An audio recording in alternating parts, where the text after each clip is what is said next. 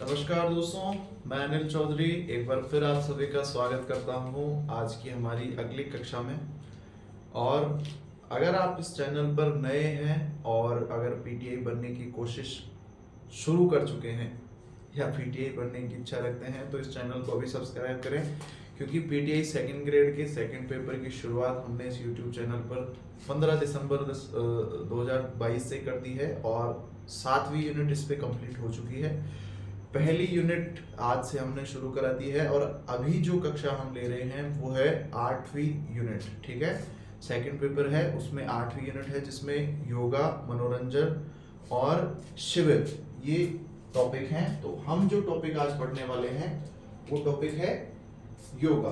ठीक है, तो योग हम पढ़ने वाले हैं। योग का शाब्दिक अर्थ हम देखते हैं। योग का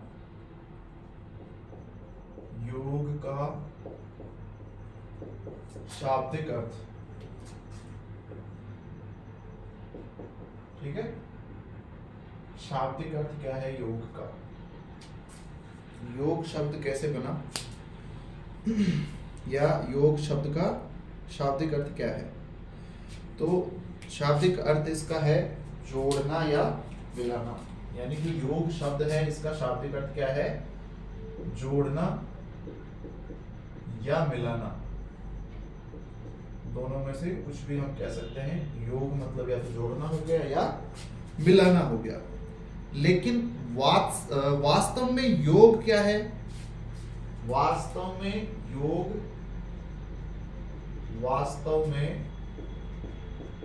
योग चित्त वृत्तियों का क्या करता है, निरोध करता है,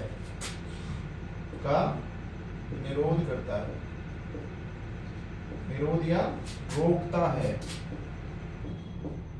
ठीक है, वास्तव में क्या करता है योग, चित्तवृत्तियों का निरोध या रोकता है। अब चित्तवृत्तियां क्या है, सबसे पहले तो चित्त देखते हैं, चित्त क्या है। तो चित्त क्या है भाई, चित्त वह इकाई है जिसका निर्माण 3 तत्वों से होता है। कौन कौन से, बुद्धि, अहंकार और मन। बुद्धि प्लस अहंकार प्लस मन, यही क्या है, आपका चित्त है। चित्त 3 इकाइयों से मिलकर बना होता है, बुद्धि, अहंकार और मन। ठीक है, 3 तत्वों से। वृत्ति क्या है, चित्त तो हमने जान लिया, लेकिन वृत्ति क्या है। अब वृत्ति की बात करें तो चित्त में होने वाली विभिन्न प्रकार के विचारों को चित्त की वृत्ति कहते हैं। यानी जो आपके दिमाग में जो चीजें चल रही होती हैं, जितनी भी क्रियाएं होती रहती हैं, जो भी विचार आपके मन में आते हैं, बुद्धि में आते हैं, ठीक है, वो क्या है, सभी वृत्तियां हैं। ठीक है, यानी आपके चित्त में होने वाली विभिन्न प्रकार के विचारों को, चित्त में होने वाले विभिन्न प्रकार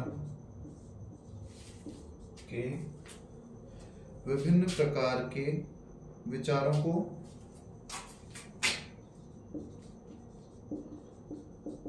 क्या कहते हैं, चित्त वृत्ति कहते हैं। ठीक है, कहते हैं। यानी चित्त तो है बुद्धि, अहंकार और मन, ये तीनों मिलकर क्या बनते हैं, चित्त। और बुद्धि, अहंकार और मन में जो विचार हमारे चलते हैं वही क्या है, चित्त वृत्तियां हैं। ठीक है, जो कि 2 प्रकार की हैं। ठीक है, कितने प्रकार की हैं वृत्तियां, कितने प्रकार की है, 2 प्रकार की है। कौन कौन सी, एक तो है क्लिष्टा और एक है अक्लिष्टा।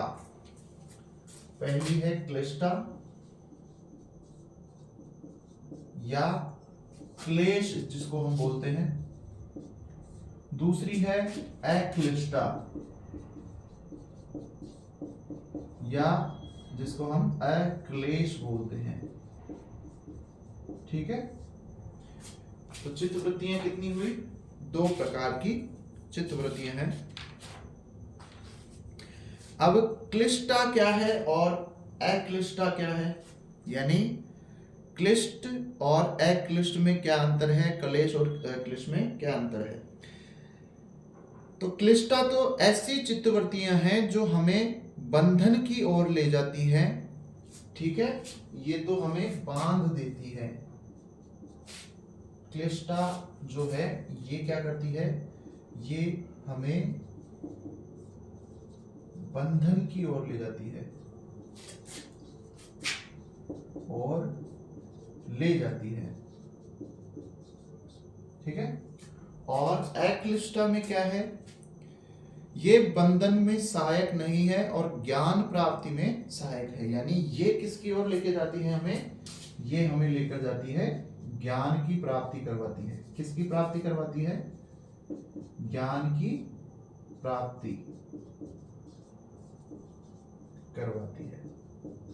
यानी क्लिष्टा या जो क्लेश चित्तवृत्तियां हैं वो तो हमें बंधन की ओर ले जाती हैं, और अक्लिष्टा या अक्लेश जो चित्तवृत्तियां हैं वो हमें किसकी प्राप्ति करवाती है? ज्ञान की प्राप्ति करवाती है। ये आपके दोनों ही 5-5 प्रकार की होती है। क्लिष्टा में क्या क्या है? क्लिष्टा के 5 प्रकार देखिए, अविद्या, दूसरी है अस्मिता,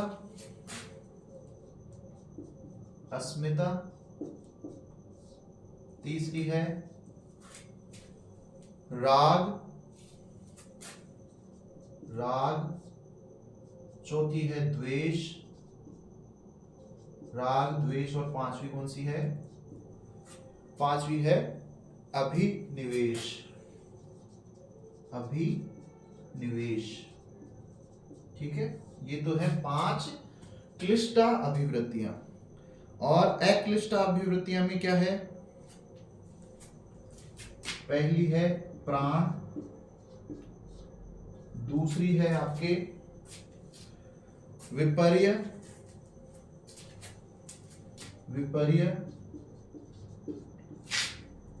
तीसरी है विक्लब,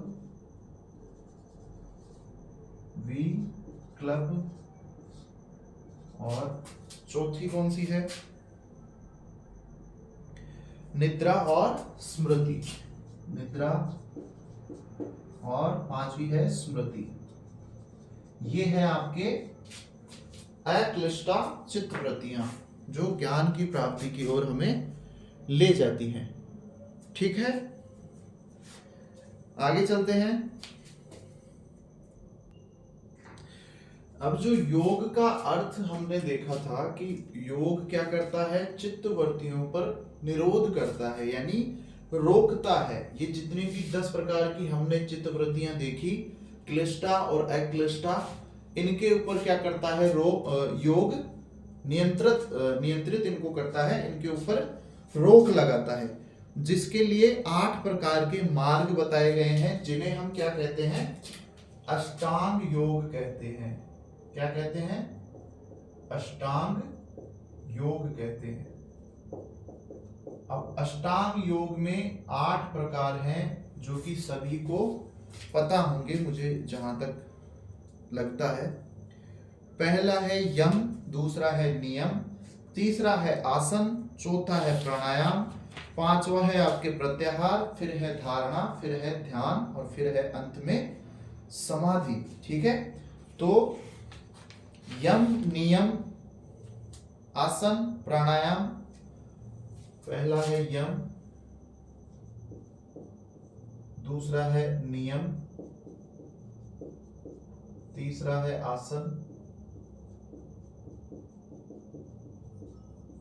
आसन, चौथा है प्राणायाम,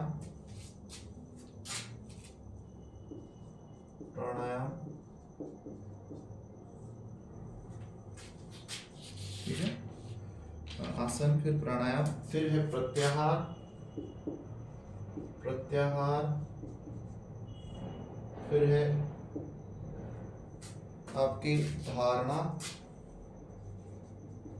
धारणा, फिर है ध्यान, और फिर है आपके अंत में 8वां जो अंग है वो है समाधि।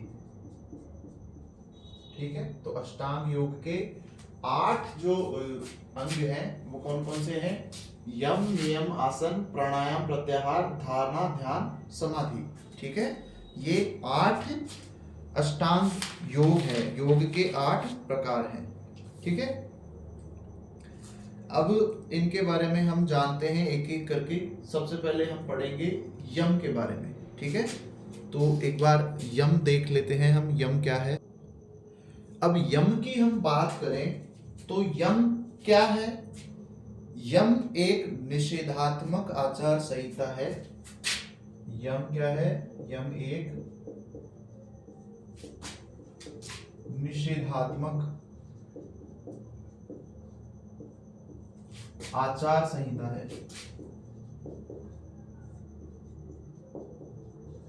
संहिता है जिसमें क्या है?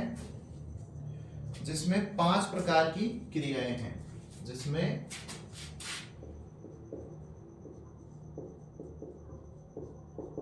जिसमें 5 प्रकार की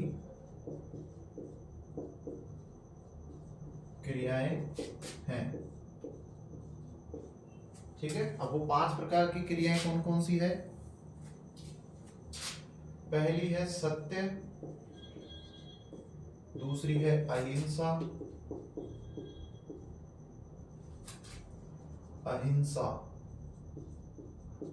हिंसा नहीं करना।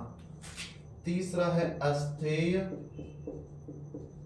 अस्थेय, अस्थेय यानी होता है चोरी नहीं करना, यानी निषेध करता है। यम क्या करता है? निषेध करता है, नहीं करना, नेगेटिव चीजें करता है। मतलब नेगेटिव यानी मना करता है। ठीक है, नहीं करना। ठीक है, अस्थेय का मतलब होता है चोरी नहीं करना। चौथा क्या है? अपरिग्रह। चौथा है अपरिग्रह। अपरिग्रह यानी बिना मेहनत के, बिना मेहनत या परिश्रम कह सकते हैं, परिश्रम के धन अर्जित नहीं करना। यानी अगर आपको धन कमाना है तो आपको मेहनत करनी चाहिए। बिना मेहनत के अगर आपके पास धन आ रहा है तो वो क्या है? गलत है। यम उसका क्या करता है? निषेध करता है। और 5वां जो है वो क्या है? ब्रह्मचर्य। ब्रह्म कैसे लिखते हैं? ये ब्रह्म हो गया ऐसे ऐसे ऐसे, ये ब्रह्मचर्य। ठीक है, 5वां कौन सा है? ब्रह्मचर्य। यानी आपको क्या करना है? आपकी जितनी भी इंद्रियां हैं उनके ऊपर नियंत्रण करना है। इंद्रियों पर नियंत्रण, नियंत्रण। ठीक है, तो ये 5 यम है। और अगला क्या है? नियम।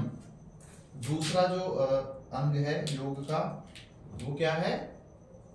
नियम। पहला तो यम है जो निषेध करता है, मना करता है, रोकता है आपको। दूसरा है नियम। यह क्या है? यह है आपके सकारात्मक आचार संहिता। यह है सकारात्मक आचार संहिता है। क्या है? सकारात्मक आचार संहिता है। नियम के यम क्या है? निषेधात्मक है और यह सकारात्मक है। यानी वो तो नेगेटिव है, नकारात्मक भी उसको हम कह सकते हैं, या निषेधात्मक भी उसको कह सकते हैं यम को, और इसको हम कहते हैं सकारात्मक आचार संहिता, जिसमें निम्न 5 कार्य करने का निर्देश दिया गया है। 5 कार्य हमको इसके हिसाब से हमको करने चाहिए। पहला क्या है? शौच। पहला जो काम हमको करने के लिए ये कहता है वो क्या है? शौच, यानी बाह्य और आंतरिक रूप से शुद्धि। बाहरी व आंतरिक रूप से क्या करनी होती है? शुद्धि हमको हमारे शरीर की करनी चाहिए। ठीक है।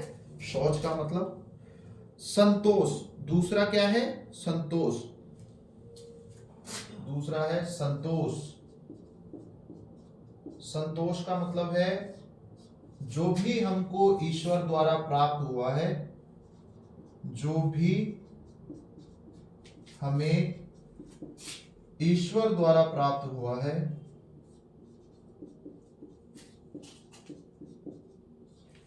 उसी में खुश रहना।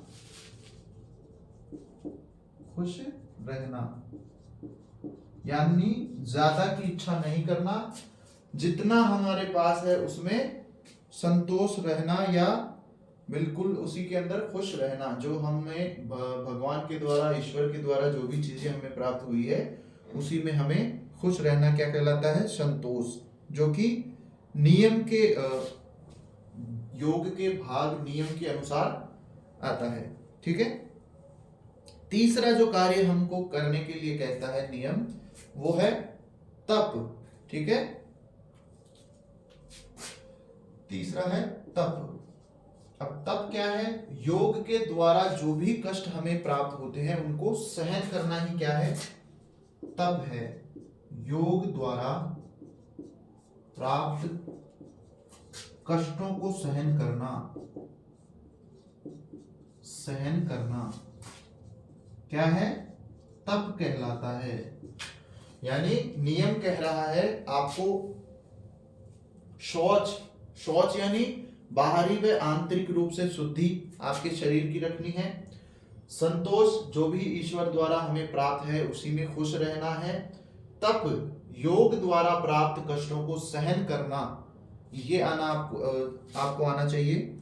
चौथा है स्वाध्याय, यानी आपको धर्म ग्रंथों तथा उच्च विचारों के नियम पूर्वक अभ्यास ही स्वाध्याय है। यानी आपको जितने भी हमारे धर्म ग्रंथ हैं, चौथा है स्वाध्याय। स्वाध्याय, ठीक है। धर्म ग्रंथ हैं या अपने आप को जानना भी क्या कहलाता है? स्वाध्याय, यानी खुद का अध्ययन करना, ये भी आपको आना चाहिए। और है फिर पांचवा जो अंतिम है वो है ईश्वर प्राणिधान। ईश्वर प्राणिधान यानी सभी अच्छे कार्य ईश्वर को समर्पित करना। पांचवा मैं यहां लिख देता हूं, ईश्वर प्राणिधान। ठीक है। ईश्वर प्राणिधान यानी जो भी आपने जितने भी अच्छे कार्य किए हैं वो सभी किसको समर्पित हैं? ईश्वर को समर्पित हों। कि ये कार्य किसने किया है? ईश्वर ने ही किया है। मैं का अर्थ होता है अहंकार करना। ठीक है। तो वो अहंकार ही हमको छोड़ना है। आगे देखते हैं, अगला जो भाग है वो है आसन। अगला जो भाग है योग का वो है क्या है? तीसरा भाग है आसन। आसन मतलब, आसन का अर्थ होता है सुखपूर्वक और स्थिर बैठने की अवस्था ही क्या कहलाती है? आसन कहलाती है। सुख पूर्वक यानी बिना किसी कष्ट के अगर आप बैठे हैं, वह सुखपूर्वक और स्थिर बैठने की अवस्था, और स्थिर बैठने की अवस्था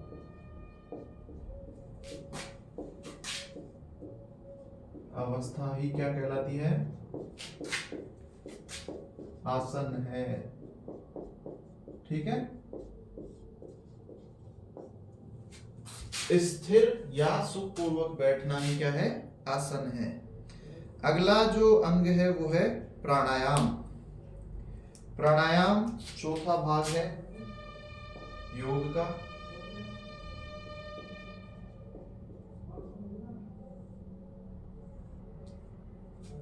प्राणायाम में क्या है, प्राणायाम क्या है, प्राणायाम सभी जानते होंगे, श्वसन क्रिया को, श्वसन क्रिया को नियंत्रण या नियंत्रित करना ही क्या है, प्राणायाम है। ठीक है, यानी जो श्वसन क्रिया है हमारी, सांस लेने की क्रिया है, उसको नियंत्रित करना ही क्या कहलाता है, प्राणायाम कहलाता है, जो कि 3 प्रकार का होता है, पूरक, रेचक और कुंभक। पहला है पूरक। पूरक जिसमें हमें क्या करना होता है, श्वास ग्रहण करना होता है, श्वास अंदर लेना होता है, श्वास लेना। पूरक का मतलब क्या है, श्वास लेना। रेचक का मतलब क्या है, श्वास छोड़ना। रेचक, पूरक, रेचक, श्वास छोड़ना।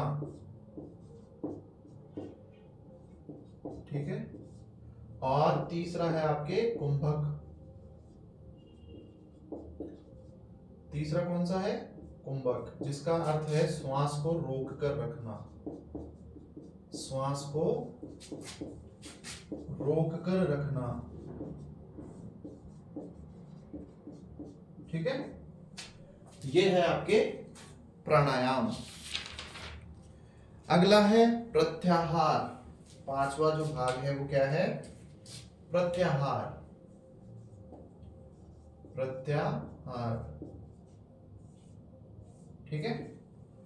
प्रत्याहार क्या है, वह चरण व्यक्ति को मानसिक रूप से इतना शक्तिशाली बना देता है, यानी प्रत्याहार के माध्यम से व्यक्ति का जो मानसिक रूप है या मानसिक रूप से क्या होता है, व्यक्ति बहुत शक्तिशाली बन जाता है। वह अपनी इंद्रियों को वश में कर सकता है और अपनी इच्छा अनुसार उनका संचालन भी कर सकता है। ठीक है, यानी इसके माध्यम से क्या होता है, इस चरण के माध्यम से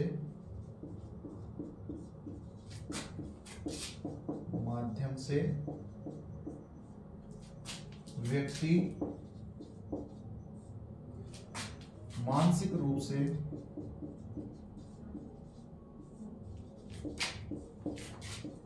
इतना शक्तिशाली हो जाता है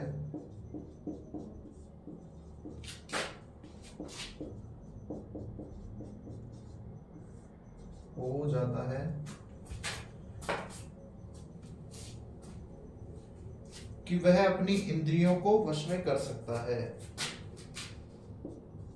हो जाता है, शक्तिशाली हो जाता है कि वह अपनी इंद्रियों को वश में कर अपने हिसाब से संचालित कर सकता है, कर सकता है।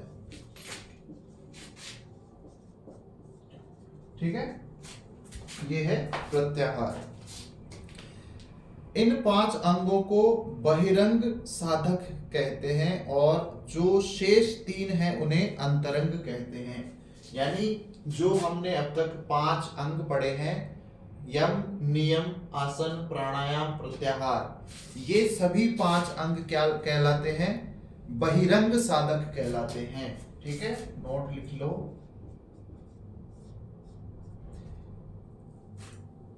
नोट में लिखो, इन 5 अंगों को बहिरंग साधक कहते हैं। तथा शेष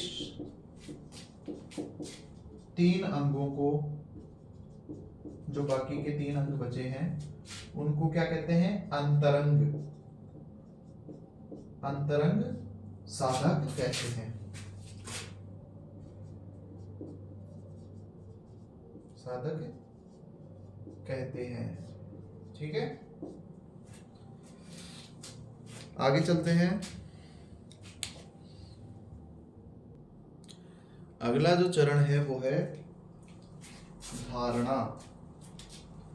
छठा चरण क्या है? धारणा। ठीक है, धारणा क्या है? जब योग करने वाला अपने चित्त को, जब योग करने वाला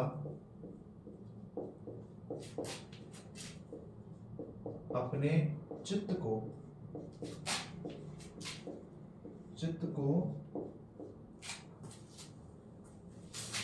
किसी विषय पर केंद्रित कर देता है,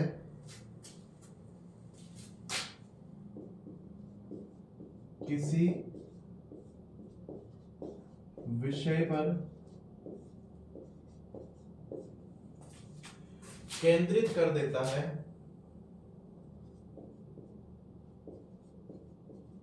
केंद्रित कर देता है, तो यह क्या कहलाती है?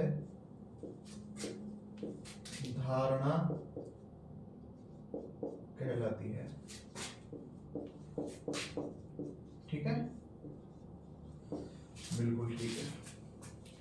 यानी जब कोई योग करने वाला अपने चित्त को किसी भी विषय पर, कोई सा भी विषय हो, उस पर चित्त को केंद्रित कर देता है, तो वो क्या कहलाती है? धारणा कहलाती है। विषय आंतरिक या बाह्य दोनों हो सकते हैं, आंतरिक भी हो सकता है वह बाहरी भी हो सकता है।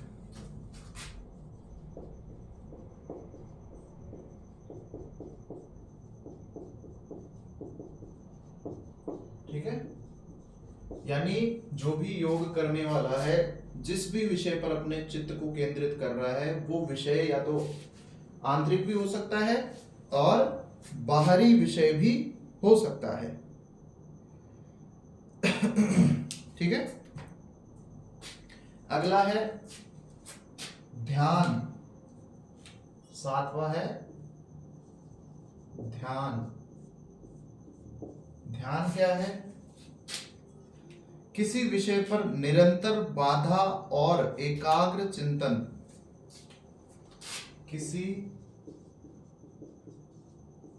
विषय पर एकाग्र, किसी विषय पर एकाग्र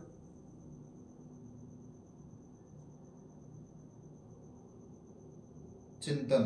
ठीक है, किसी विषय पर एकाग्र चिंतन और बाधा क्या कहलाती है? सॉरी, रुको एक मिनट। किसी विषय पर निरंतर करो, निरंतर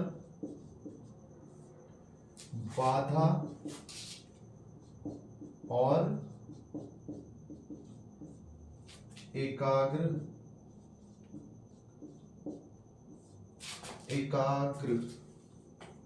चिंतन क्या कहलाता है?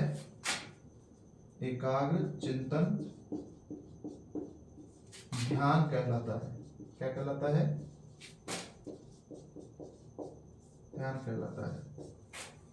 ये हो गया आपके ध्यान। किसी विषय पर निरंतर बाधा और एकाग्र चिंतन क्या कहलाता है? ध्यान कहलाता है। अगला है समाधि। अगला है 8वां है समाधि। किसकी बनानी है? अभी देखते हैं किसकी बनानी है। यह योग का अंतिम चरण है जिसमें सभी प्रकार की चित्त वृत्तियों का अंत हो जाता है। ये क्या है? योग का अंतिम चरण,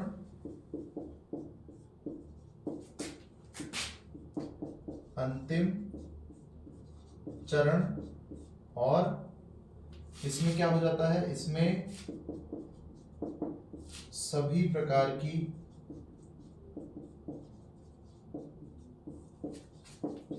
चित्तवृत्तियों का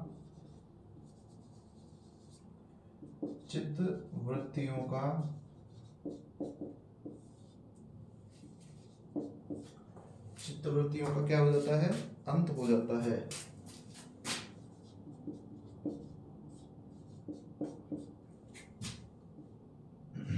हो जाता है, चाहे वो क्लिष्ट हो या अक्लिष्ट हो, सभी प्रकार की चित्तवृत्तियों का अंत हो जाता है। इस अवस्था में ज्ञान, ज्ञाता और ज्ञेय तीनों एकाकार हो जाते हैं। इसी कारण इस समाधि के दो भेद हैं। इस अवस्था में क्या हो जाता है, इस अवस्था में ज्ञान, ज्ञाता यानी जो ज्ञान ग्रहण कर रहा है, और ज्ञेय, तीनों का क्या हो जाता है, मिलन हो जाता है, यानी एकाकार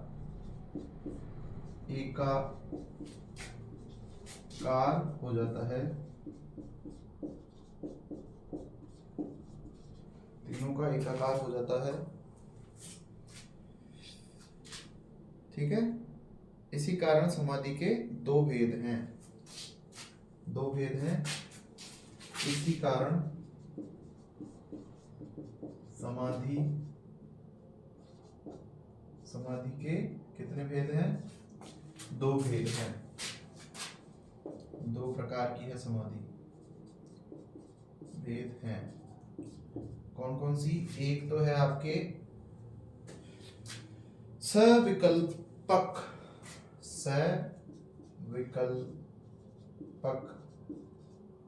या सबीज, ठीक है। पहली तो है सविकल्पक या सबीज। इस अवस्था में क्या होता है, ज्ञान, ज्ञाता और ज्ञेय तीनों का अस्तित्व अलग अलग बना रहता है। ज्ञान अलग रहता है, ज्ञाता अलग रहता है, और ज्ञेय भी अलग रहता है। ज्ञेय का अस्तित्व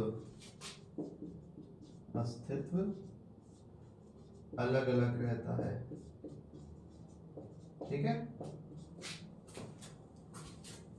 दूसरा है निर्विकल्पिक या निर्बीज समाधि। निर्विकल्पक